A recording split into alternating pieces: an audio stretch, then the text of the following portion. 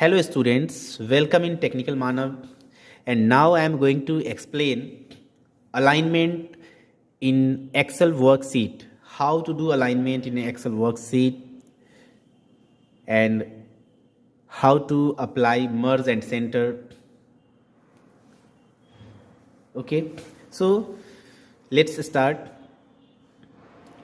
Here given a table, एक table हमने दिया हुआ यहाँ पर बनाया है. अब इस टेबल में हम अलाइनमेंट देखेंगे कैसे कैसे अलाइनमेंट अप्लाई कर सकते हैं. तो हमारे पास तीन यहाँ पर अलाइनमेंट टेक्स्ट है, लेफ़्ट है, ये सेंटर है और ये राइट से है. ठीक है. अब ये कौन सा है?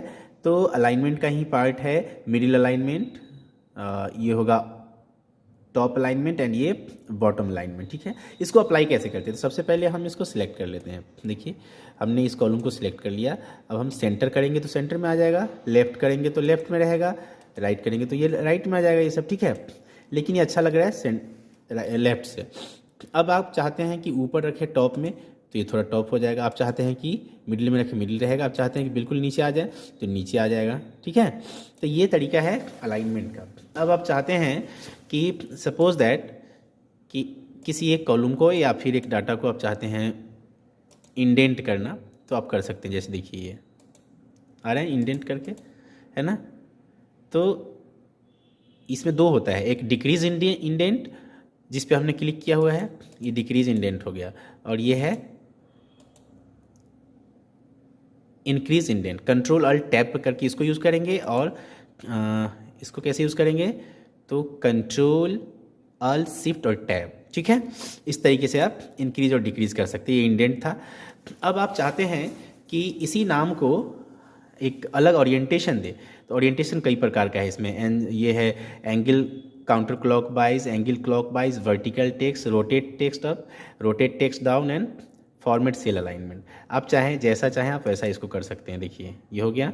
आप चाहें तो इसको इस तरीके से कर सकते हैं, आप चाहें तो वर्टिकल टेक्स्ट कर सकते हैं, आप चाहें तो रोटेट टेक्स्ट कर सकते हैं, आप चाहें तो रोटेट टेक्स्ट डाउन कर सकते हैं, है ना.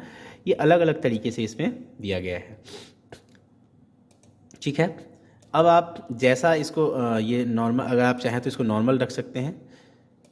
होम टैब के अलाइनमेंट में ये ऑप्शन दिया हुआ है, और किया हुआ हो गया हो तो कंट्रोल जेड करके इसको फिर से नॉर्मल कर सकते हैं आप. ठीक है.